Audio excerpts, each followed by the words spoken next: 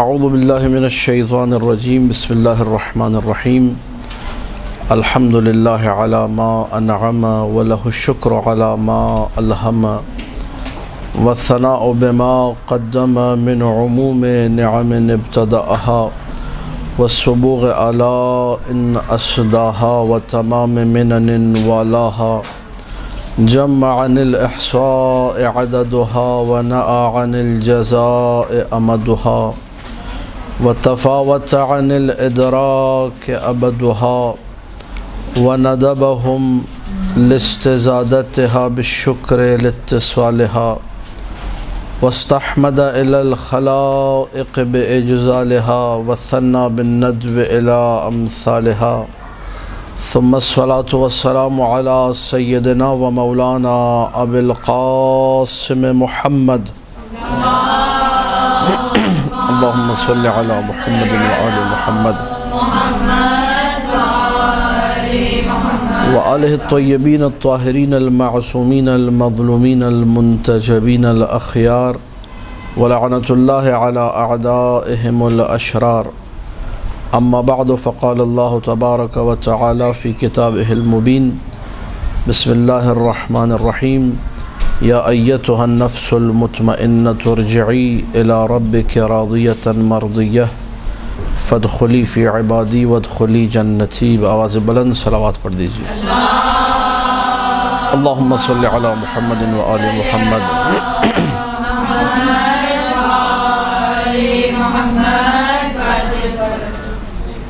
آج کے درس کا موضوع اور عنوان جو ہے وہ فضائل سید الشہداء حسین ابن علی علیہ السلام ہے، تو اسی مناسبت سے سورہ فجر کی چند آیات کی جو آخری آیات ہیں ان کی تلاوت کا شرف حاصل کیا تبرکاً، اور سورہ فجر معروف ہے سورہ امام حسین کے نام سے، تفسیر اور اس کی جو پورے سورہ کے حوالے سے جو تشریح ہے وہ موجود ہے انشاءاللہ مدرسۃ القائم کے چینل پہ، وہاں آپ لوگ دیکھ لیجئے گا۔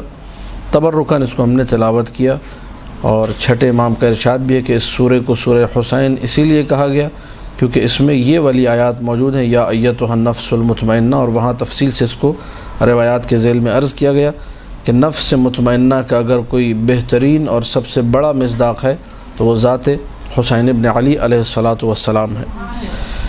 امام حسین علیہ السلام کے جب فضائل کی بات آتی ہے تو سب سے پہلے ہمیں رخ کرنا چاہیے قرآن مجید کا۔ قرآن مجید میں بہت ساری ایسی آیات ہیں جو عمومی طور پر ذات حسین ابن علی کو شامل کرتی ہیں، مثلا آیہ تطہیر ہے، انما یرید اللہ لیذھب عنکم الرجس اہل البیت، یہ اہل البیت، لفظ اہل البیت یہ ترکیب اہل البیت مولانا حسین کو بھی شامل کرتی ہے۔ قل لا اسألکم علیہ اجرا الا المودۃ فی القربى، قربہ کی جو تعبیر ہے یہ مولانا حسین کو بھی شامل کرتی ہے، اور بہت ساری وہ آیات جن کے شروع میں یا ایھا الذین آمنوا ہے، ایمان لانے والوں میں بہترین جو افراد ہیں ان میں اہل بیت شامل ہیں، اہل بیت میں مولا حسین کا ذکر بھی آئے گا۔ تو بہت ساری ایسی آیات ہیں جن میں عمومی طور پر ذکر مولا حسین آتا ہے، کچھ آیات ایسی ہیں جس میں خاص کر کے ذکر مولا حسین تفسیر معصومین میں وارد ہوا ہے کہ ان آیات میں مثلا اشارہ ہے واقعہ کربلا کی طرف، یا مثلا مولا حسین کی ذات کی طرف۔ مثال کے طور پہ سورہ احقاف کی آیت ہے، حملتہ امہ کرہن ووضعتہ کرہن، اس کی ماں نے اسے پیدا کیا، ولادت ہوئی ان کی، کرہن یعنی ماں اس عالم میں جو ہے ناراحتی کا شکار تھی، پریشانی کا شکار تھی جب بچے کو اس دنیا میں لے کر آئی۔ وضع حمل حالت کراہت سے مراد یہاں پہ وہ ناراضگی اور غم غصے والی کیفیت ہے، بچہ دنیا میں آیا تو ماں ایک غصے میں تھی، ایک غم غصہ اردو والا غصہ نہیں ہے، وہ جو دل کا درد جسے کہا جائے، جو درد دل پہ دلالت کرے، جو غمگین ہونے پہ دلالت کرے، اس غم کی کیفیت میں تھی ماں۔ جب حاملہ تھی تو غمگین تھی، جب وضع حمل کیا، جب بچے کو دنیا میں لے کر آئیں تو غمگین تھی، اور یہ حمل اور دودھ پلانے کی کل مدت ٹوٹل جو ہے 30 مہینے ہے، وحملہ وفصالہ 30 شہرا، معصومین کی تفاسیر موجود ہیں کہ یہ جو آیت نازل ہوئی سورہ احقاف کی 15ویں آیت، یہ شأن حسین ابن علی میں ہے، کہ جب جناب زہرا صلوات اللہ وسلامہ علیہا حاملہ تھیں، اللہم صلی علی محمد و آل محمد،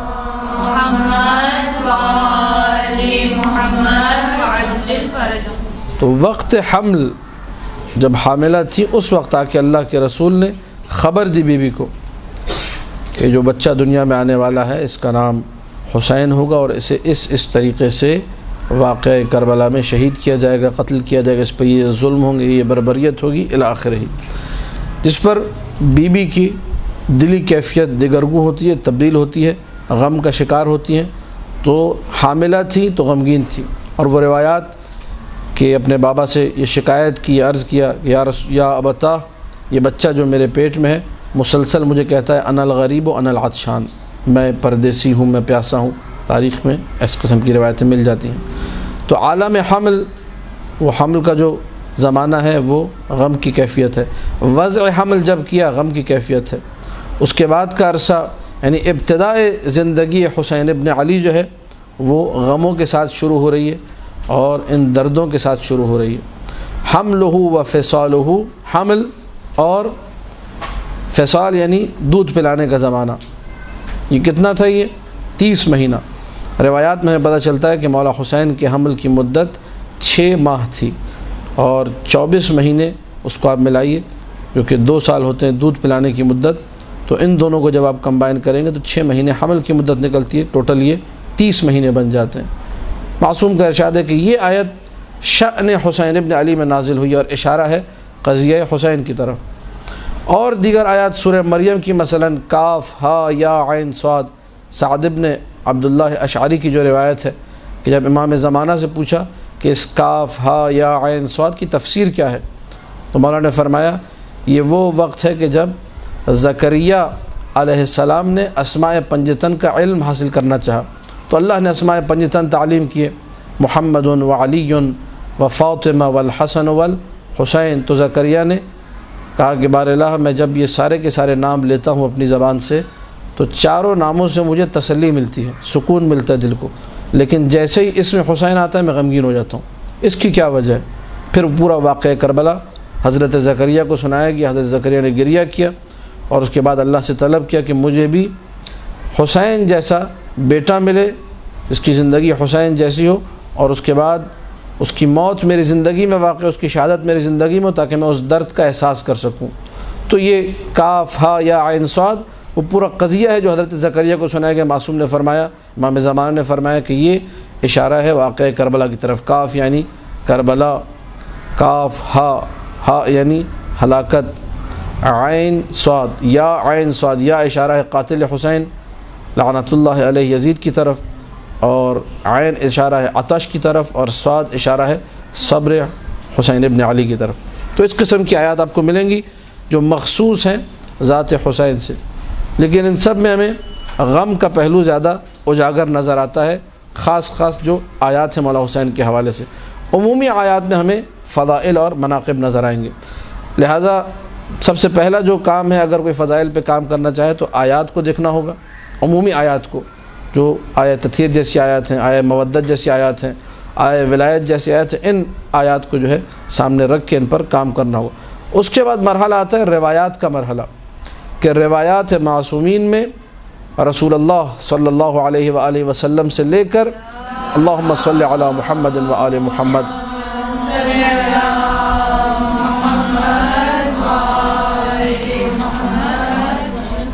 آخری امام تک کہاں کہاں مولا حسین کے فضائل پڑھے، کس نے پڑھے، وہ کون سی منقبتیں ہیں جو بیان کی ہیں۔ تو منقبتوں اور فضائل کے باب میں آپ کو روایات کا ایک انبار نظر آئے گا، روایات کا ایک بڑا ذخیرہ نظر آئے گا، اور عقل انسانی حیران و پریشان رہ جاتی ہے کہ یہ اس قسم کے فضائل، اس قسم کے جو ہے خصائص، اس قسم کی چیزیں، ایسے فضائل جو اللہ کے رسول کے لیے نہیں ملتے، ایسی خصوصیات جو اللہ کے رسول کے لیے نہیں ملتی، اور باوجود اس کے کہ خود مولا حسین علیہ السلام نے عاشور کے دن یہ جملہ کہا ان جدی خیر منی، میرے نانا رسول اللہ جو ہے مجھ سے افضل تھے، خیر مجھ سے اخیر، مجھ سے بہتر، مجھ سے افضل تھے۔ ان ابی خیر منی، میرے بابا علی مجھ سے افضل تھے۔ ان امی خیر منی، میری ماں فاطمہ زہرا مجھ سے افضل، ان اخی مولا حسن مجتبیٰ کہا کہ وہ مجھ سے افضل۔ یہ سارے جملے کہنے کے باوجود کہ پنجتن جو ہیں، پنجتن ان میں خامس آل ابا کا یہ جملہ کہنا کہ یہ سب چاروں مجھ سے افضل ہیں، نانا افضل، بابا افضل، مادر گرامی افضل اور میرے بھائی افضل، باوجود اس کے یہاں پہ فضائل کا جو مرحلہ حسین ابن علی کے لیے اللہ نے رکھا ہے، کچھ ایسی خصوصیات ہیں، کچھ ایسے فضائل ہیں کہ جو سوائے حسین ابن علی کے کسی معصوم کے لیے نظر نہیں آتے۔ کچھ چیزیں تکوینی ہیں، مثلا قبل اس کے کہ میں اپنی گفتگو فضائل کو شروع کروں، اشارتاً ایک بات عرض کر رہا ہوں تاکہ آپ لوگوں کے ذہن میں ایک خاکہ آمادہ ہو جائے فضائل کے حوالے سے۔ تکوینی چیزیں یعنی جو اللہ نے رکھ دی ہے، اور معصوم کی حدیث میں بھی اشارہ ہے اس بات کی طرف، اذا اراد اللہ بعبد خیرا قذف فی قلبہ حب الحسین۔ یہ حدیث آپ کو مختلف احادیث کی کتابوں میں مل جائے گی۔ اللہ جب کسی بندے کے ساتھ بھلائی کرنا چاہتا ہے تو حسین ابن علی کی محبت اس کے دل میں رکھ دیتا ہے، حسین سے وہ محبت کرنے لگتا ہے۔ کسی نے جا کے معصوم سے یہ عرض کیا کہ فرزند رسول، ہم سارے ائمہ سے پیار کرتے ہیں، آپ جتنے ہمارے ائمہ ہیں جن کے بارے میں ہمارا اعتقاد ہے کہ وہ رسول کے بعد جانشین رسول ہیں اور خلفائے اثنا عشر 12 اماموں کا ہمارا عقیدہ ہے، لیکن ایک خاص لگن ہے، ایک خاص عقیدت ہے، ایک خاص محبت ہے، ایک دل کو عجیب سا لگاؤ ہے ذات حسین ابن علی سے۔ تو مولا نے جواب دیا، چھٹے مولا نے کہا کہ یہ صرف تمہارا حال نہیں، ہم سب کا بھی یہی حال ہے، ہم سب کو بھی حسین ابن علی سے ایک خاص لگاؤ، ایک خاص الفت ہے، ایک خاص محبت ہے۔ تو یہ اللہ کی طرف سے رکھی گئی چیز ہے، اور اس کا بھی آپ لوگ مشاہدہ کریں گے۔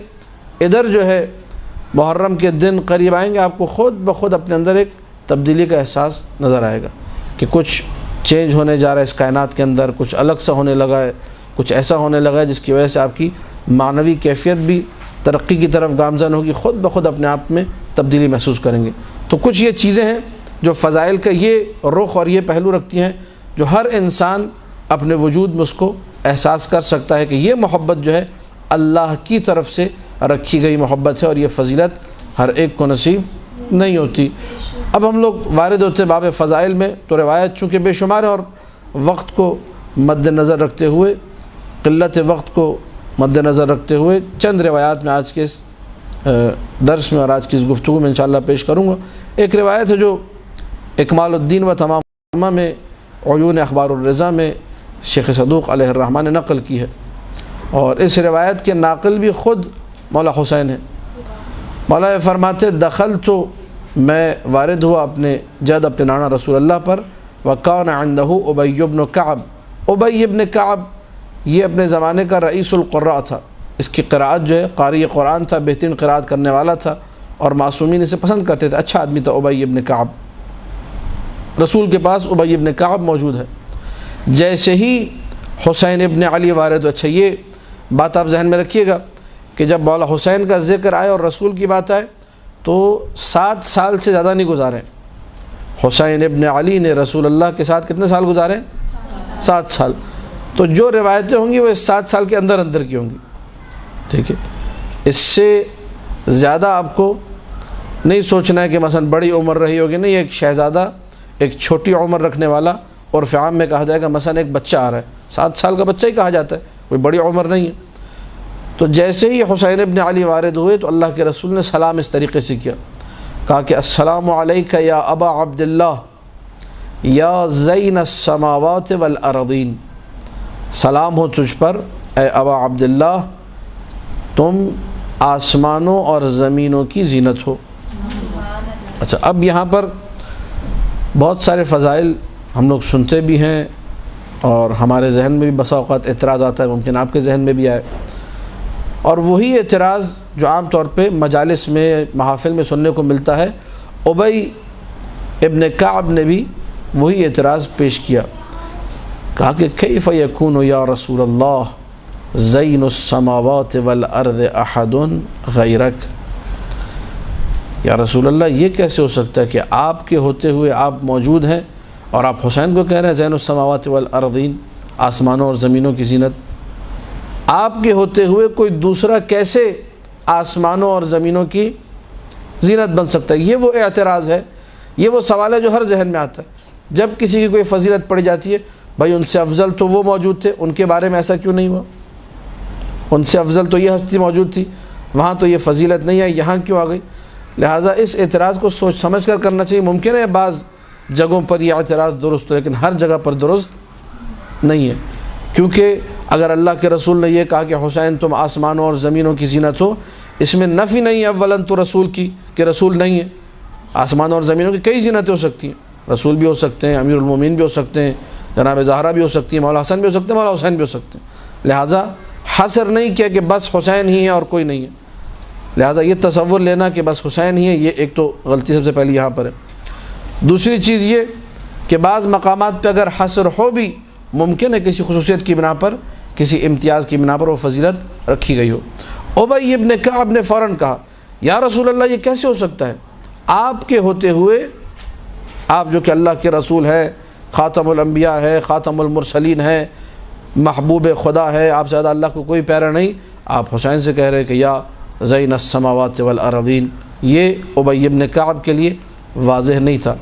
تو اب کعب معترض تھا، اور میں پہلے اپنی تقاریر میں اور دروس میں یہی مدرسۃ القائم میں ذکر کر چکا کہ قسم جب کھائی جاتی ہے تو قسم اس مقام پر کھائی جاتی ہے جہاں سامنے والا منکر ہو کسی بات کا، سامنے والا اس بات کو ایکسیپٹ کرنے کو تیار ہی نہیں ہے کہ رسول کے ہوتے ہوئے حسین آسمانوں اور زمینوں کی زینت قرار پائیں۔ لہذا رسول نے یہاں پر قسم کھائی، کہا کہ والذی بعثنی بالحق نبیا، توجہ فرمائیے گا، والذی بعثنی بالحق نبیا، قسم اس ذات کی جس نے مجھے نبی مبعوث کیا، ان الحسین ابن علی فی السماء اکبر منہ فی الارض وانہ لمکتوب عن یمین العرش مصباح ہدی وسفینۃ نجات۔ حسین ابن علی کی ذات، یہ اللہ کے رسول قسم کھا کے کہہ رہے ہیں، قسم اس ذات کی جس نے مجھے نبی بنا کر بھیجا، اس ذات کی قسم کھا کر میں یہ کہتا ہوں مقام حسین ابن علی، منزلت حسین ابن علی، شأن حسین ابن علی آسمان والوں کی نگاہ میں زمین والوں سے کہیں زیادہ بڑھ کر ہے۔ یہ اللہ کے رسول نے جملہ کہا، اس کے بعد کہا وَإِنَّهُ لَمَكْتُوبٌ عَنْ يَمِينِ الْعَرْشِ، اور عرش الہی کے داہنے حصے میں یہ بات موجود ہے کہ حسین مصباح ہدی، ہدایت کا چراغ ہے اور کشتی نجات ہے۔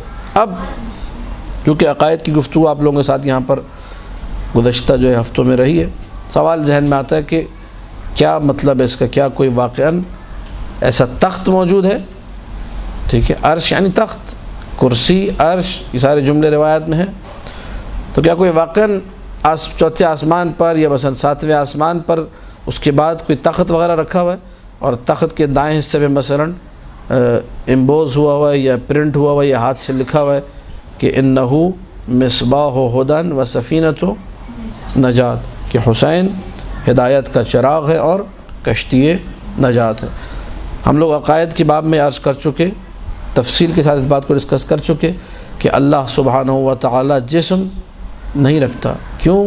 کیونکہ جو بھی چیز جسم رکھے وہ جگہ کی محتاج ہوتی ہے۔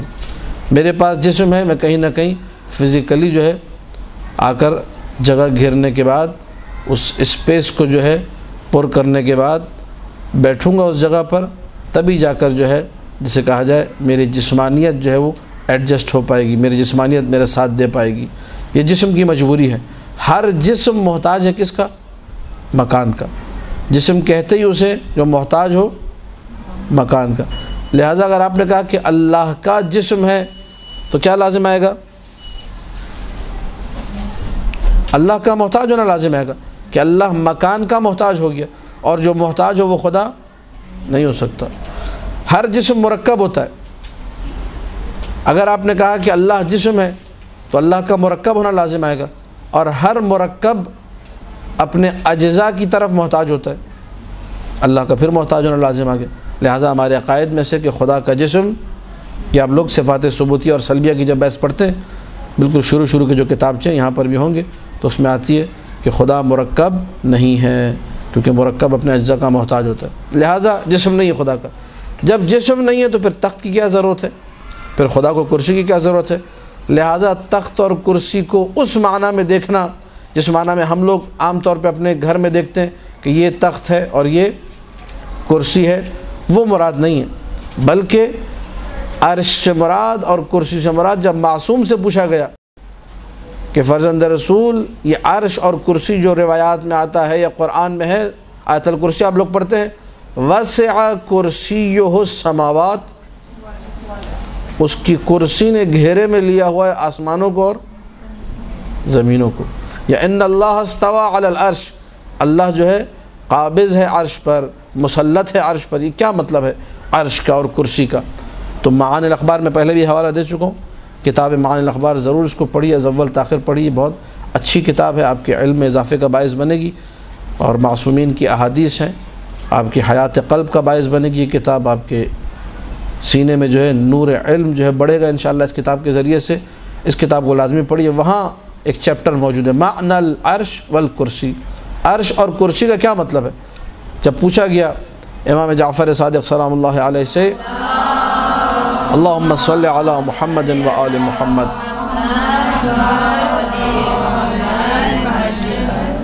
کہ مولا عرش اور کرسی کا معنی کیا ہے؟ کہا کہ اس کی دو طریقوں سے ہم لوگ تشریح کر سکتے ہیں، دو اس کے معنی ہو سکتے ہیں۔ ایک عرش کا معنی ہے جملۃ خلقہ، اس کی جتنی مخلوق ہے، عرش یعنی مخلوق خدا، کائنات میں جو کچھ اللہ نے خلق کیا اسے عرش کہا گیا، اور کرسی اس ظرف کو کہتے ہیں جس نے اس مخلوق کا احاطہ کیا ہوا۔ ایک تفسیر یہ ہے۔ دوسری تفسیر یہ ہے کہ عرش اور کرسی، کہا کہ کرسی ہے وسع کرسی السماوات والارض، کرسی اور عرش یعنی علم خدا، کرسی کا معنی بھی علم ہے، عرش کا معنی بھی علم ہے، لیکن عرش وہ علم ہے جو اللہ نے اپنے انبیاء کو دیا ہے، اس میں سے عرش وہ علم ہے جو اپنے اولیاء کو دیا ہے، اور کرسی وہ علم ہے کہ جو علم خاص ہے خدا کے ساتھ جو کسی کو نہیں دیا۔ تو عرش کا معنی بھی کیا ہوا؟ علم ہوا، کرسی کا معنی بھی کیا ہوا؟ علم۔ فرق کیا ہے؟ عرش وہ علم ہے جو انبیاء و اولیاء و حجج الہیہ کو دیا ہے، اور کرسی وہ خاص علم ہے جو اللہ کے پاس ہے جو کسی کو، یہ معصوم کی تفسیر ہے۔ اب اس تفسیر کو اگر ہم مد نظر رکھیں تو اب سمجھ میں آتا ہے انہ لمکتوب عن یمین العرش کا معنی کیا ہے، یعنی علم الہی کے داہنے حصے پر یہ بات موجود ہے، اور داہنا حصہ اہمیت پہ دلالت کرتا ہے۔ علم الہی میں یہ بات موجود ہے کہ اگر ہدایت ممکن ہے تو حسین ابن علی کے ذریعے ممکن ہے، اگر نجات ممکن ہے تو حسین ابن علی کے ذریعے ممکن ہے۔ اور یہ علم الہی میں اس بات کو مینشن کیا جانا اور اللہ کے رسول کا یہ تعبیر پیش کرنا کہ مکتوب یعنی لکھا گیا ہے، اور یہ تاکید پر دلالت کرتا ہے لفظ کتب یکتب، یعنی 100% اس میں یہ مطلب جو ہے موجود ہے کہ ذات حسین ابن علی چراغ ہدایت ہے، ذات حسین ابن علی کشتی نجات ہے۔ اسی لیے آپ لوگ دیکھیں کتنے ایسے لوگ ہیں جن کو کہیں سے ہدایت نہیں ملتی۔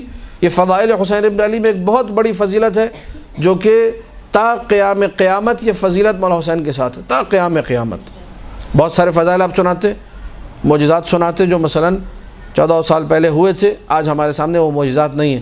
یہ جو فضیلت ابھی میں عرض کر رہا ہوں یہ تا قیام قیامت، جب تک یہ دنیا قائم ہے تب تک یہ فضیلت نام حسین سے منسوب ہے کہ اگر کائنات میں کسی کو ہدایت مل رہی ہے تو صدقہ ہے حسین ابن علی کا، اگر کسی کو نجات مل رہی ہے تو مولا حسین کے صدقے میں۔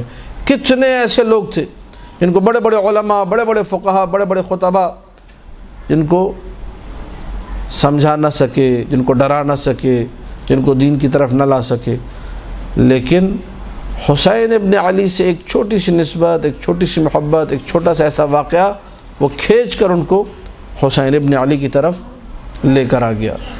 یہ جو فضیلت ہے یہ عجیب فضیلت ہے، واقعا یہ اس میں اعجاز بھی ہے، یہ معجزہ بھی ہے کہ جہاں ساری دنیا کہے کہ یہ سدھر نہیں سکتا، وہاں ایک نگاہ حسین ابن علی سدھار دیتی ہے۔ جہاں ساری کائنات کہے کہ نہیں اس کا سدھرنا ممکن نہیں ہے، پتہ چلتا ہے وہی شخص جو ہے حسین ابن علی کے مجلس کے صدقے میں، ان کے روزے کے صدقے میں، ان کے قبر کے اعجاز کے صدقے میں کسی بھی طریقے سے نتیجہ پتہ چلتا ہے اینڈ میں کہ یہ مولا حسین کے صدقے میں راہ ہدایت پر آگے۔ ایک دفعہ بآواز بلند صلوات پڑھ دیجئے، اللہم صلی علی محمد و آل محمد۔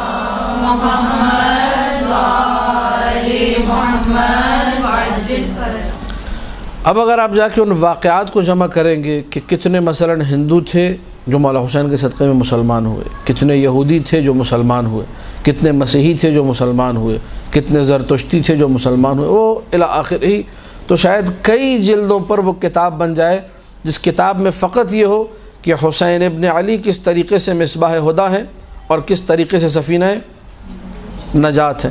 اور یہ جو قوت اللہ کی عطا کردہ قوت ہے جو مولا حسین کے پاس، یہ عجیب و غریب ہے۔ یعنی اگر کوئی شخص اس قوت کے آپ مظاہر میں سے ایک مظہر یہ دیکھیے، کوئی شخص ہم میں سے اور آپ میں سے جو زائر حسین ابن علی کا شرف حاصل کرتا ہے، جاتا ہے زیارت مولا حسین کے لیے، ایک مرتبہ اس زیارت کو انجام دیتا ہے تو اس کے بارے میں معصوم کے لبھائے مبارک سے جملے صادر ہوتے ہیں، ان زائر الحسین مشفع فی یوم القیامہ لمئة رجل، یا بعض روایت میں لألف رجل کلہم قد وجبت علیہم النار۔ زائر حسین کا مقام یہ ہے کہ بروز حشر وہ ہزار ایسے لوگوں کی شفاعت کرے گا کہ جن سب پر جہنم کی آگ واجب ہو چکی ہوگی۔ جب ایک زائر حسین کا یہ مقام ہے تو انسان سوچے کہ حسین ابن علی کا کیا مقام ہوگا بروز حشر، انسان اس کو تصور نہیں کر سکتا، اور اس میں کوئی تعجب کی بات نہیں ہے۔ یہ مقام کس نے دیا ہے؟ اللہ نے دیا ہے۔ یہ عظمت کس نے دی ہے؟ اللہ نے دی ہے۔ یہ سارے کے سارے امتیازات کس کی طرف سے؟ اللہ سبحانہ و تعالیٰ کی طرف سے۔ اور بالمقابل اگر آپ قربانی حسین کو دیکھیں تو پھر انسان کو کسی قسم کا تعجب نہیں کرنا چاہیے۔ لہٰذا بعض ایسے واقعات ہوتے ہیں جن کو لوگ اگنور کر دیتے، کہتے ہیں یہ کیسے ممکن ہے، یہ کیسے ہو سکتا ہے؟ نہیں، اس میں تعجب کی کوئی گنجائش نہیں۔ مثلا ایک واقعہ ہے، کتاب عنوان الکلام ملا محمد باقر فشارقی، ان کی کتاب ہے، میں اکثر یہ واقعہ ذکر کرتا ہوں تاکہ لوگوں کا تعجب جو ہے وہ برطرف ہو۔ اور پھر میں یہ جملے بھی تاکید سے کہوں کہ واقعہ مختصر سا ہوتا ہے، ہمیشہ یاد رکھیے آپ یہ، ہمارے سامنے جو واقعہ ایک صفحے میں لکھا ہوا ہے اس میں اس بندے کی پوری زندگی ہمارے سامنے نہیں ہوتی، اس کی ساری زندگی کی پوری جسے کہا جائے ڈیٹیل آپ کے سامنے نہیں ہوتی۔ واقعے میں چند اہم باتیں ہوتی ہیں، ممکن ہے اس کی زندگی کے اندر کچھ ایسا رہا ہو جس کی وجہ سے یہ واقعہ درست ہو سکتا ہو۔ لہٰذا کبھی بھی فضائل معصوم کے باب میں، اعجاز معصومین کے باب میں انسان شک نہ کرے، بلکہ یہ احتمالات، یہ پاسبلٹیز دے کہ بھئی یہ واقعہ اس میں ہمارے سامنے بہت ساری چیزیں چھپی ہوئی ہیں، مخفی ہیں، ہڈن ہیں۔ ممکن ہے کہ وہ چیزیں جب سامنے آئیں تو ہمارا تعجب برطرف ہو جائے، ہم لوگ صرف ایک چیز کو دیکھ کے کہتے ہیں کہ یہ کیسے ہو گیا، جبکہ اگر عقیدہ پختہ ہو، طہارت نفس زیادہ ہو، صرف اس ایک چیز کو بھی دیکھ کر انسان کو اعتراض کا حق نہیں ہے۔ عنوان الکلام میں واقعہ موجود ہے کہ ایک عورت جو کہ فسق و فجور کا شکار تھی، جو کہ فعل حرام کافی عرصے سے انجام دے رہی تھی، مشہور تھی اس حوالے سے، وہ اپنے اس جگہ سے، قحبہ خانہ جسے کہا جاتا ہے، وہاں سے نکلی اور جا رہی تھی اپنے گھر کی طرف یا اپنے کسی کام سے جہاں بھی جا رہی تھی۔ راستے میں اس نے دیکھا کہ مولا حسین ابن علی کے لیے نظر نیاز تیار ہو رہی ہے اور دیگیں جو ہے لگی ہوئی ہے، تو ایک دیکھ کے جس نے دیکھا کہ وہ جو کوئلے تھے وہ بجھنے لگے، اور جب اس نے یہ دیکھا کہ کوئلے بجھنے لگے، ابھی ایک ایسی خاتون ہے اس کا دین سے علی ظاہر کوئی تعلق نہیں ہے، کوئی بھی کہے گا کہ یہ تو حرام کاری میں مبتلا خاتون ہے، فسق و فجور میں مبتلا خاتون ہے، اس کی زندگی، اس کا معاش، اس کا کاروبار یہی حرام ہے، اسی کے ذریعے کماتی ہے، حرام کماتی ہے، حرام کھاتی ہے، پوری زندگی حرام پہ گزر رہی ہے، لہذا اس کا دین سے کسی قسم کا کوئی تصور نہیں ہے کہ وابستگی کوئی ہوگی، کوئی تعلق ہوگا۔ لیکن اس نے جب دیکھا کہ دیکھ کے نیچے جو ہے وہ کوئلے جو ہیں بجھنے لگے ہیں، وہ آگ بجھنے لگے، تو یہ اسی مقام پر جھکتی ہے اور ایک پھونک مارتی ہے زور سے، تاکہ یہ آگ بھڑک اٹھے اور مولا حسین کی نیاز جو ہے وہ پکتی رہے، وہ دیکھ خراب نہ ہونے پائے۔ اس نے ایک پھونک ماری تو چند ذرے جو ہے وہ راکھ کے اڑ کر اس کی آنکھ میں گئے اور چند قطرے آنسو کے باہر آ گئے۔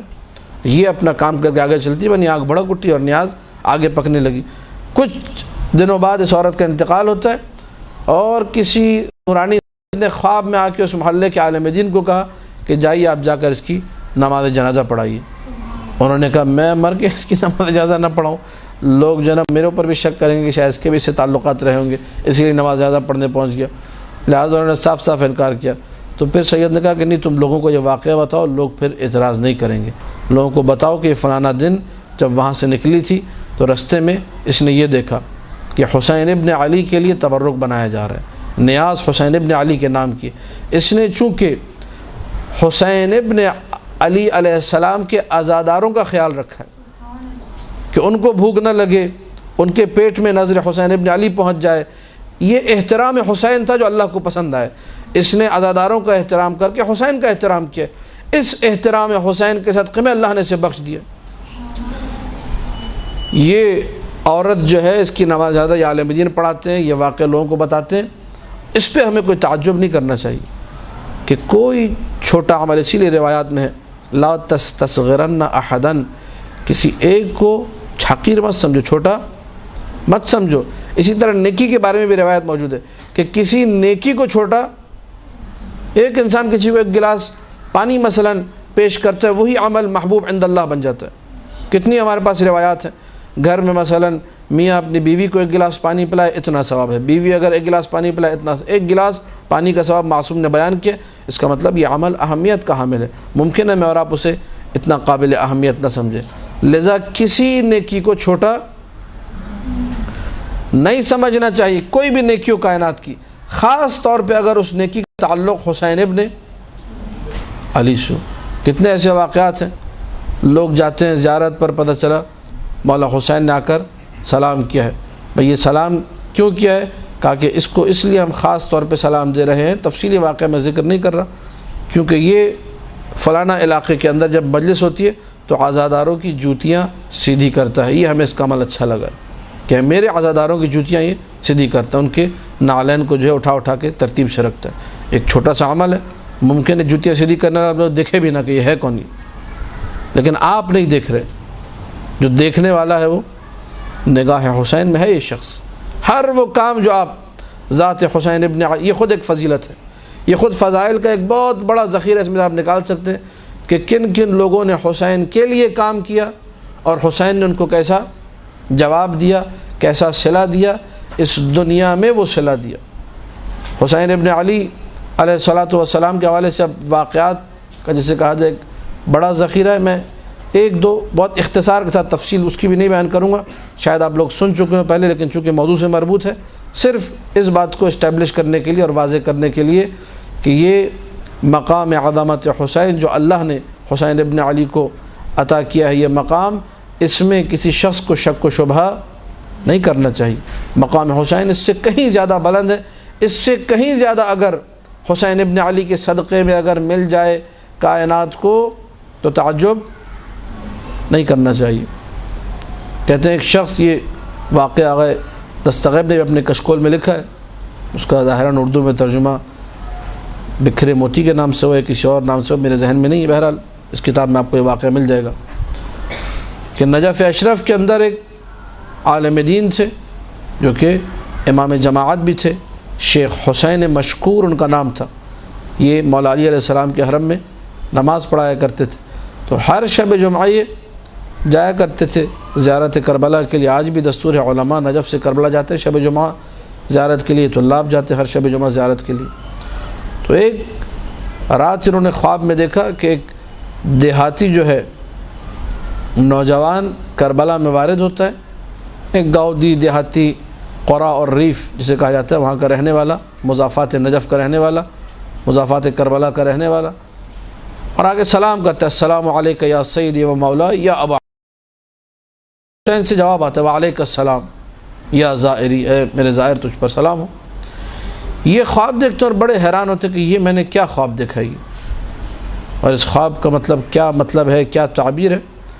اتفاق اور حسن اتفاق یہ ہوا کہ جب اگلے شب جمعہ کو کربلا پہنچتے ہیں تو وہی جوان جسے خواب میں دیکھا تھا وہی جو ہے نظر آتا ہے کربلا میں، تو فوراً وہ خواب ذہن میں آتا ہے کہ اس کو تو میں نے خواب میں دیکھا اور یہی بندہ تھا، یہی جوان تھا، اس نے سلام کیا۔ آگے بڑھتے پوچھتے ہیں کہ کہاں سے تعلق ہے، کیا بتاتا ہے بھائی میں فلانا دیہات کا رہنے والا ہوں، فلانا گاؤں کا رہنے والا ہوں اور ہر شب جمعہ زیارت کے لیے آتا ہوں۔ تو کہا کہ تمہاری کیا خاص بات ہے کہ تم نے جو ہے سلام کیا حسین ابن علی کو آ کر اور جواب تمہیں ملا؟ تو جوان ایک لمحے کے لیے خاموش ہو گیا کہ یہ ان کو قبلہ کو جو یہ بات کیسے پتہ چلی۔ کہا کہ آپ کے علم میں کیسے یہ بات؟ کہا کہ میں نے اس طریقے سے خواب میں دیکھا ہے۔ کہنے لگا کہ ماجرا یہ ہے کہ میں ہر شب جمعہ زیارت حسین کے لیے آتا ہوں، اور میرے ایک بوڑھی ماں ہے اور ایک بوڑھا باپ ہے، تو میں نے نوبت لگائی ہوئی ہے، ایک شب جمعہ ماں کو لے کر آتا ہوں، ایک شب جمعہ باپ کو لے کر آتا ہوں۔ پچھلے شب جمعہ جب میں آیا تو میرے باپ کی نوبت تھی، میرے بابا کی جو ہے نوبت تھی، انہیں میں نے لانا تھا، ان کی باری تھی، ان کو لے کر آتا زیارت کے لیے۔ ماں جو ہے تڑپنے لگی اور رونے لگی کہ مجھے بھی لے کر جاؤ، پتہ نہیں اگلے شب جمعہ تک میں زندہ رہوں یا نہ رہوں۔ اور روایات میں ہے معصومین کی کہ شب جمعہ کی زیارت اتنی افضل ہے کہ انسان اگر زندگی بھر بھی زیارت کرے تو حسرت لے کے مرے گا، کاش مجھے ایک اور شب جمعہ کی زیارت حسین ابن علی کی مل جاتی، اتنی عظیم زیارت ہے۔ خود اللہ جو ہے حسین ابن علی کی زیارت کرتا ہے شب جمعہ میں، روایات کے جملے یہ۔ اب اس سے کیا مراد ہے انشاءاللہ تفصیل سے پھر کبھی عرض کریں گے اگر موقع ملا تو ماں نے جب تڑپنا شروع کیا کہ مجھے بھی بیٹا لے جاؤ لے جاؤ، میں نے کہا پچھلے ہفتے اماں جی میں آپ کو لے کر گیا تھا، اس ہفتے بابا کی باری ہے، انہیں لے جانا ہے۔ کہا کہ نہیں میں نے جانا ہی جانا ہے۔ تو کہا کہ میں نے جو ہے اپنے بابا کو جو ہے جو خچر یا گدھا جو بھی تھا سواری اس زمانے کی، اس پہ سوار کرایا اور ماں کو میں اپنی پیٹھ پر بٹھا کر لے کر آیا کربلا تک۔ اس طریقے سے میں نے جیسے ہی کربلا میں قدم رکھا، اس مشقت کے عالم میں، اس تھکاوٹ کے عالم میں، ادھر میں کربلا میں داخل ہوا، روضہ حسین کے پاس پہنچا اور میں نے دور سے سلام کیا، السلام علیکہ یا ابا عبداللہ، تو میں نے گنہگار کانوں سے سنا کہ حسین ابن علی نے مجھے جواب دیا ہے۔ یہ اس میں ہمیں دو چیزیں نظر آتی ہیں اس واقعے کو اگر ہم لوگ انالائز کریں اور دیکھیں۔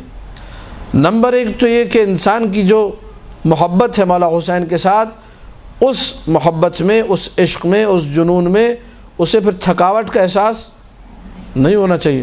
وہ لوگ جو کربلا میں تھے، معصوم کا جملہ ہے، وہ لوگ لا یحسون بعلم الحدید، ان کو تلوار لگتی تھی، ان کو ضربت لگتی تھی، وہ لوگ اس درد کو احساس نہیں کرتے تھے کہ تلوار لگنے کا ہمیں درد ہو رہا ہے جی، اس پہ چلائے مثلا یا چیخیں کہ جی تلوار سے درد ہو رہا ہے، خنجر سے درد ہو رہا ہے، تیر و تبر سے درد ہو رہا ہے، نہیں۔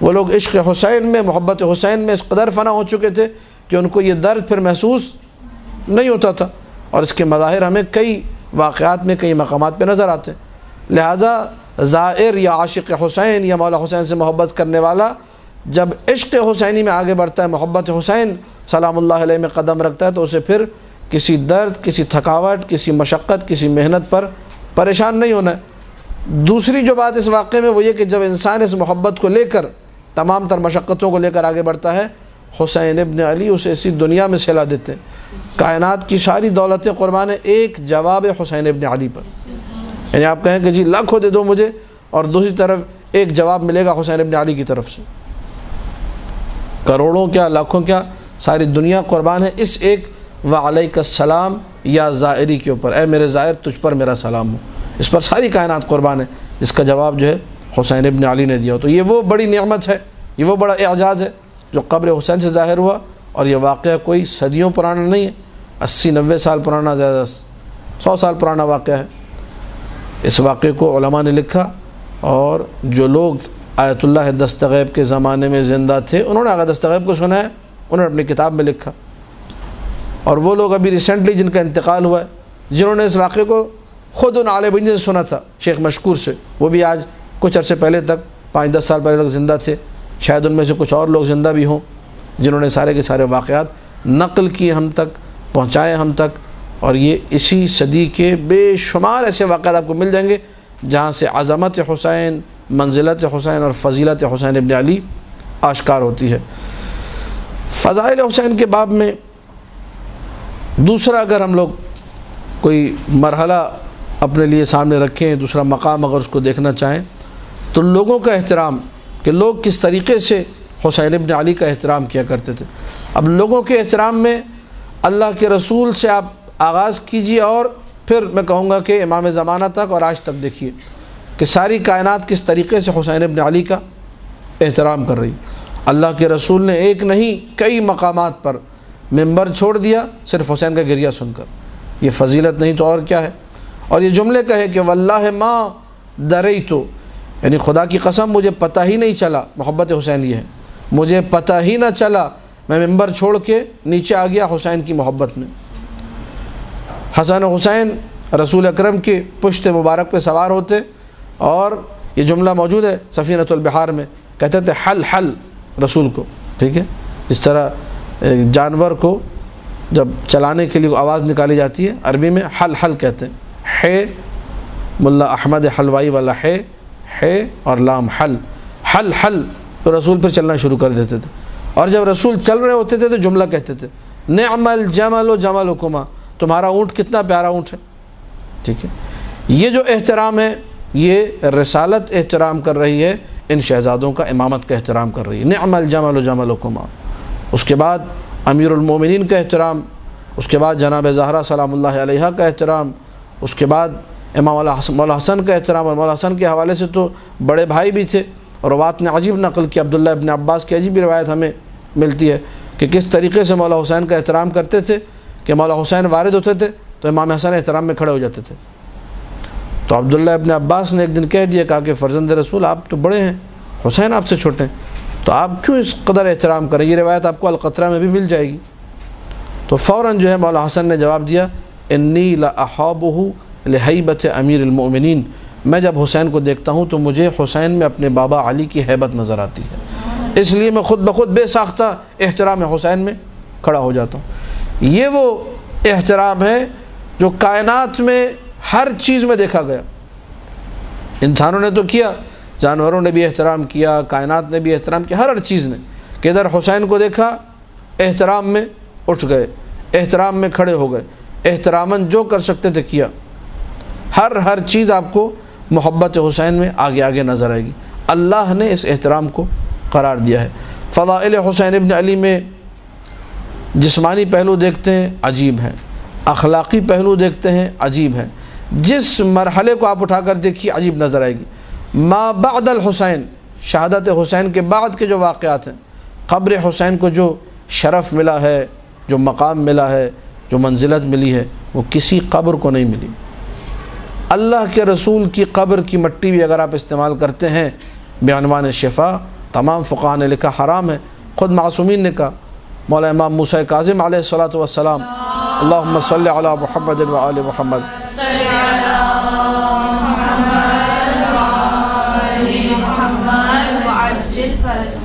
جب مولا اس دنیا سے جا رہے تھے تو کچھ وصیتیں کر کے، ان وصیتوں میں یہ کہ میرے جانے کے بعد میری قبر کی مٹی کو شفا قرار نہ دینا. یہ خصوصیت وہ ہے جو اللہ نے خاص رکھی ہے حسین ابن علی کے ساتھ. یعنی کسی معصوم کی قبر، 13 معصومین سلام اللہ علیہم اجمعین میں سے مولا حسین کو ہٹا کر کسی معصوم کی قبر پر آپ ہاتھ رکھ کے مٹی اٹھائیں کہ میں اس کو پانی میں ملا کے شفا کے طور پہ استعمال کروں گا، جائز نہیں ہے. صرف قبر حسین، یہ وہ خصوصیت ہے جو اللہ کے رسول کے لیے بھی نہیں ہے، یہ وہ خصوصیت ہے جو امیر المومنین کے لیے بھی نہیں ہے، یہ وہ خصوصیت ہے جو کسی معصوم کے لیے نہیں ہے سوائے حسین ابن علی کے. اللہ نے یہ خصوصیت دی ہے، یہ فضیلت دی ہے. اور اس نقطے کو پھر دہراؤں گا، باوجود اس کے کہ خود مولا حسین نے کہا میرے نانا رسول اللہ مجھ سے افضل ہیں، میرے بابا علی مجھ سے افضل ہیں، میری ماں فاطمہ زہرا مجھ سے افضل ہیں، میرے بھائی حسن مجھ سے افضل ہیں. باوجود ان کی افضلیت کے یہ وہ خصوصیت ہے جو کسی کے پاس نہیں ہے، صرف و صرف حسین ابن علی کے پاس ہے. جعل اللہ الاجابت تحت قبتہ، اللہ نے اجابت کو قبہ حسین کے نیچے رکھا ہے. دعا یہاں قبول ہوتی ہے. خاک قبر کو شفا قرار دیا ہے. نسل حسین میں، ذریت حسین میں امامت کو رکھا ہے. خصائص ہیں جو حسین ابن علی کو اللہ نے عطا کیے ہیں.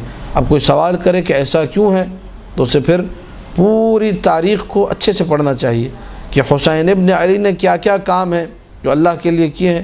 اس کے بعد تعجب برطرف ہو جائے گا. اللہ کے خزانے میں کوئی کمی نہیں ہے.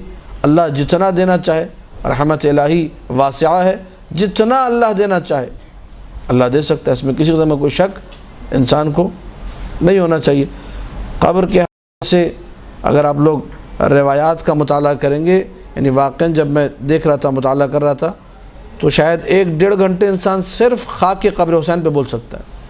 اس قدر روایات ہیں، اس قدر واقعات ہیں، عجیب و غریب واقعات خاک قبر حسین ابن علی کے. بے شمار آپ کو چیزیں ملیں گی. 1 گھنٹہ بھی شاید میں اپنی کم علمی کو دیکھتے ہوئے 1-1.5 گھنٹہ کہہ رہا ہوں، شاید 1 عشرہ پورا خاک قبر حسین پر پڑھا جا سکتا ہے سکون کے ساتھ، کہ انسان 1 عشرہ پڑھے جس کا عنوان اور موضوع خاک قبر حسین۔ خاک قبر حسین کے کمالات کیا ہے؟ اس پر سجدہ کرو تو 7 حجابات کو وہ توڑتے ہوئے آسمان تک انسان کو معراج تک پہنچا دیتی ہے خاک قبر حسین نے۔ سمندر میں کہا معصوم نے طوفان آ جائے تو تھوڑی سی خاک قبر حسین ڈال دو، طوفان احترام خاک قبر حسین میں تھم جائے گا۔ کہیں پر زلزلہ آ جائے، وہاں زلزلے کی زمین پر خاک قبر حسین ڈال دو، زلزلہ رک جائے گا۔ کوئی شخص جیل میں ہو، جیل سے نکلنا اس کا ناممکن ہو، کسی بھی ذریعے سے اس تک خاک قبر حسین جیل کے اندر پہنچا دو، وہ چند لمحوں میں چھوٹ کر واپس آ جائے گا۔ بڑے سے بڑا بیمار ہو، اس کو ایک آدھی دال کے دانے کے برابر پانی میں حل کر کے خاک قبر حسین دے دی جائے، شفا مل جائے گی۔ معصومین علیہ السلام کی سیرت رہی، جب خاک قبر حسین انہیں ہدیہ کی جاتی تھی اپنے دونوں ہاتھوں سے احترام سے لیا کرتے تھے۔ بی بی شتیتہ کا مشہور و معروف واقعہ ہے، مولا رضا نے خود آ کے خاک قبر حسین ان کی قبر پہ چھڑکی۔ لہٰذا یہ ساری کی ساری باتیں جب انسان جمع کرتا ہے، اور خاک قبر حسین کی مثلا مٹی ہے، اس کی سجدگاہ ہے، مولا امام زین العابدین علیہ الصلوۃ والسلام اللہم صلی علی محمد و آل محمد،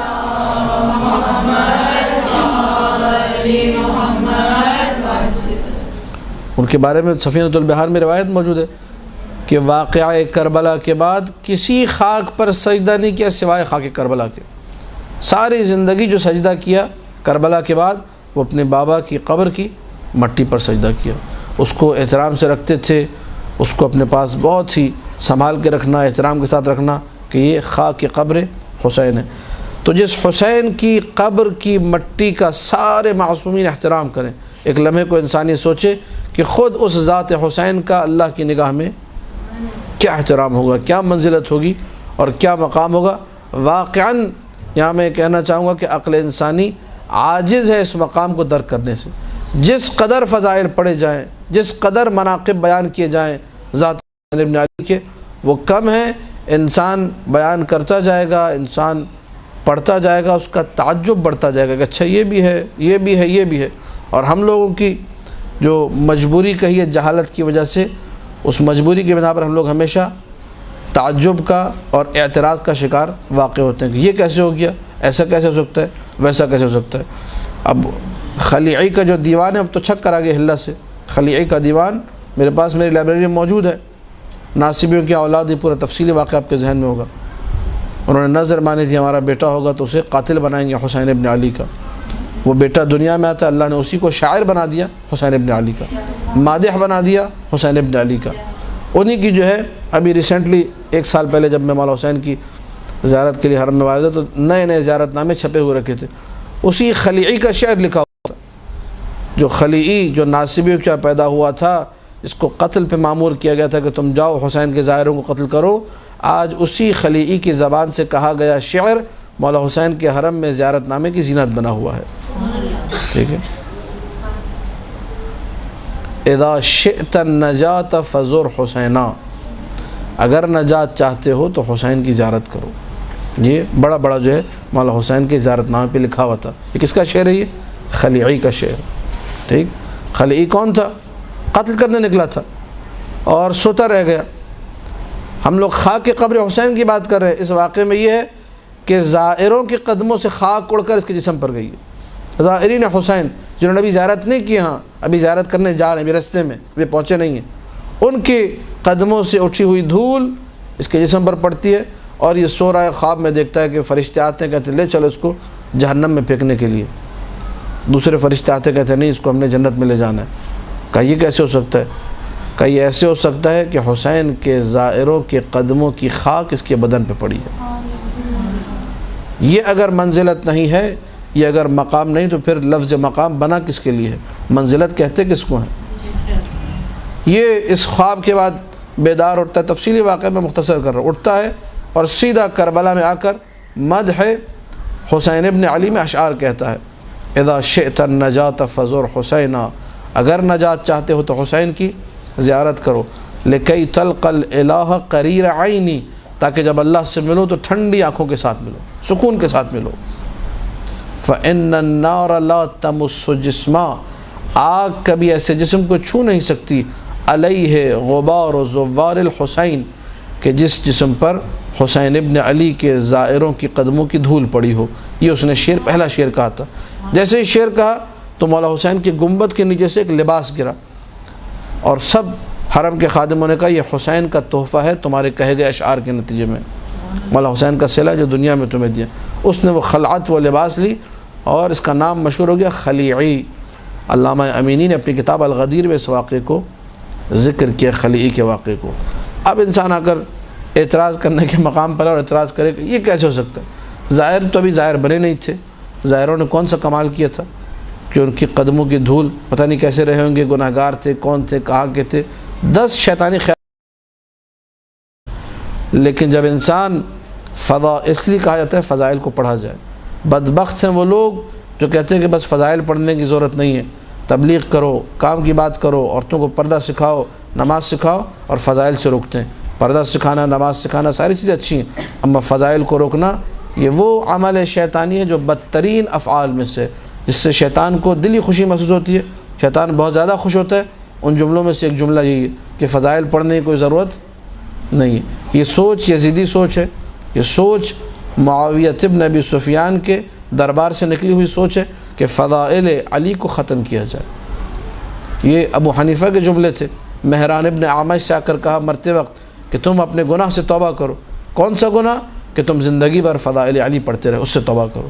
لہذا فضائل کو روکنا، فضائل کے آگے بند باندھنا، فضائل کو پروموٹ کرنے کی جگہ، زیادہ پڑھوانے کی جگہ کہنا کہ نہیں فضائل وغیرہ نہیں، بس آپ ایک ورک شاپ ہے، پتہ نہیں کیا ہے، تبلیغی ہے، کارگاہ ہے، کیا ہے، اس میں آپ یہ جو ہے نا مثلا کام کی باتیں بتائیں، فضائل کی ضرورت نہیں۔ یہ سوچ شیطانی سوچ ہے۔ جتنے فضائل پڑھے جائیں گے اتنا ایمان قوی ہوگا، اتنا آپ کے وجود کے اندر عقیدہ جو ہے رسوخ پیدا کرے گا، قوت پیدا کرے گا۔ جس قدر عقیدہ مضبوط ہوگا، جس قدر روح ایمانی قوی ہوگی، اس کے بعد مرحلہ آتا ہے عبادت میں مزے کا مرحلہ۔ اسی لیے اکثر یہ لوگ جو فضائل مت پڑھو اور یہ مت کرو وہ مت کرو، یہ ساری عبادتیں کرتے ہیں، ان کو کسی عبادت میں مزہ نہیں آتا ہے۔ یہ آپ لکھ کر لے لیجئے سائن کروا کے مجھ سے کہ جو فضائل حسین ابن علی یا فضائل علی ابن ابی طالب کے بارے میں یہ کہے کہ مثلا یہ ضرورت نہیں، اس کی بات ہو گیا، یہ 1000 نمازیں پڑھے گا، اس کو کسی ایک نماز میں چیلنج کرتا ہوں مزہ نہیں آئے گا۔ اللہ عبادت کے مزے کو چھین لیتا ہے ایسے لوگوں سے، اور یہ ہے روایات میں موجود ہے ہمارے پاس۔ بنی اسرائیل کے عابد نے کہا کہ یا رب کم عصیتک ولم تعاقبنی، بار الہ میں نے کتنی تیری معصیت کی، کتنے میں نے گناہ کیے، لیکن تو نے مجھے کوئی سزا دی نہیں، میں اپنے سارے کام عبادتیں وغیرہ بھی کر رہا ہوں، سارے میرے امور زندگی چل رہے ہیں۔ تو وحی الہی آئی اور کہا کہ یا عبدی کم عاقبتک ولم تفہمنی، یا ولم تفہم، اے میرے بندے کتنی میں نے تجھے سزا دی، تجھے پتہ ہی نہیں چلا کہ میں تجھے سزا دے چکا ہوں۔ کیا سزا دی؟ کہا کہ سلبت منک حلاوت المناجات، میں نے مناجات کی جو مٹھاس تھی، عبادت کا جو مزہ تھا وہ چھین لیا۔ عبادت کرتے ہو بس رکھی عبادت ہوتی ہے، بس مجبوری کے تحت انسان نماز پڑھے، خود عقاب الہی ہے۔ تو ایسے لوگ جو لوگ یہ باتیں کرتے ہیں، اچھا فرق آپ دیکھیے گا، یہ فرق بھی تکوینی فرق ہے، یہ سب کو نظر آئے گا۔ ایک بندہ ہے، اس کو 1 گھنٹے مجلس میں بٹھاؤ، 1.5 گھنٹے بٹھاؤ، کہتا ہے ٹھیک ہے مولا حسین کے لیے ہو رہی ہے، روتا بھی ہے، خوش بھی ہوتا ہے، اس کو کوئی ٹینشن نہیں ہے، اور ایک گھڑیاں دیکھ رہا ہوتا ہے، ہاں اتنا منٹ اوپر ہو گیا، یہ ہو گیا، وہ ہو گیا، اس کو پریشانی رہتی ہے ہر لمحے۔ کیوں؟ کیونکہ اس کے لیے مزہ ہی نہیں ہے کوئی، اس کو مجلس حسین میں کوئی مزہ نہیں آ رہا، اس کو ٹائم کیا بس ایک رسمی کارروائی ہے، پوری ہو اور میں جان چھوڑا کے یہاں سے بھاگوں۔ ایسے لوگ عقاب الہی کا شکار ہیں، فوراً سمجھ جائیں کہ ان لوگوں کے ساتھ یہ مسئلہ ہے، روحی مریض ہیں لوگ، روح ان کی خراب ہو چکی ہے، روح بگڑ چکی ہے۔ یہ خود ایک کینسر ہے، یہ خود سرطان ہے بہت بڑا، کہ انسان کو مجلس حسین میں مزہ نہ آئے، انسان مصائب سنے اس کو گریہ طاری نہیں ہوگا، سب رو رہے ہوں گے، یہ کونے میں بیٹھ کے سوچ رہا ہوگا کہ آج خطیب نے 10 منٹ زیادہ مصائب پڑھ دیے، لوگ رو رہے ہوتے ہیں، یہ دیکھ رہا ہوتا ہے، ٹائم دیکھ رہا ہوتا ہے، مصائب زیادہ ہو گئے۔ ایک نوحہ زیادہ ہو جائے تو اس کی جو نا طبیعتیں خراب ہو جاتی ہیں، اس کو جو نا الٹیاں شروع ہو جاتی ہیں، اس کی موشن لگ جاتے ہیں کہ اتنے ایک نوحہ مثلا زیادہ کیسے ہو گیا۔ یہ وہ بدتمیز لوگ ہیں، یہ وہ بدترین لوگ ہیں جو کہ فضائل اہل بیت کو سننا پسند نہیں کرتے۔ اللہ ان کو طرح طریقے سے دیتا ہے، ان پر عقاب نازل کرتا ہے اپنا، اور بدبختی کا عالم یہ ہوتا ہے کہ ان بیچاروں کو خود احساس نہیں ہوتا کہ ہم لوگ کس پریشانی میں جا چکے ہیں، مگر یہ کہ حسین ابن علی ہی کا کوئی کرم ہو، حسین ابن علی ہی کی طرف سے جسے کہا جائے کوئی خاص عنایت ہو، جس کے بعد یہ لوگ اس مرحلے تک پہنچ سکے، اس مقام تک آ سکے کہ اس مزے کو محسوس کر سکیں، اس مجلس حسین، اس ذکر حسین، اس فضائل حسین کو اچھی طریقے سے سمجھ سکیں کہ کیا ان چیزوں کا مزہ ہے جو اللہ نے ان چیزوں میں رکھا ہے۔ بار بار انسان اس حدیث کو اپنے لیے مشعل راہ سمجھے، اپنی نگاہوں کے سامنے رکھے۔ اذا اراد اللہ بعبد خیرا قذف فی قلبہ حب الحسین، اللہ جب کسی بندے کے ساتھ بھلائی کرنا چاہتا ہے تو حسین ابن علی کی محبت اس کے دل میں رکھ دیتا ہے۔